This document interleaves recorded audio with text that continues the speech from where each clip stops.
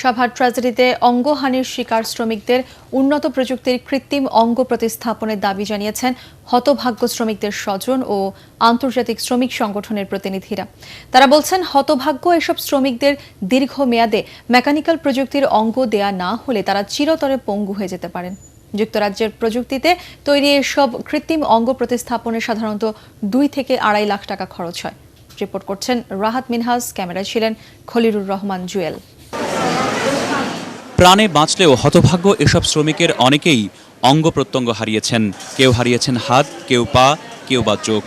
কারো পাঁজরের হাড়ে চির ধরেছে, কারো বা ভেঙেছে মেরুদণ্ড। চিকিৎসকরা জানিয়েছেন, দীর্ঘমেয়াদে সুচিকিৎসা না পেলে এদের অনেককেই বরণ করতে হবে পঙ্গুত্বের অভিশপ্ত জীবন।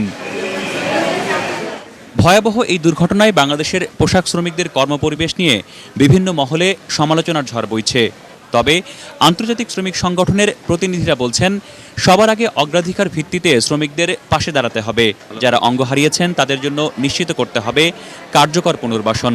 Hard-working people had to pay a very high price with their lives and with lost limbs for things that could have been prevented. Any worker who is injured in the workplace should be compensated. অঙ্গহানির শিকার হতভাগ্যদের অঙ্গ প্রত্যঙ্গ সাধারণত cosmetic, mechanical, myoelectric, bionic এই 4 ভাবে প্রতিস্থাপন করা যায়।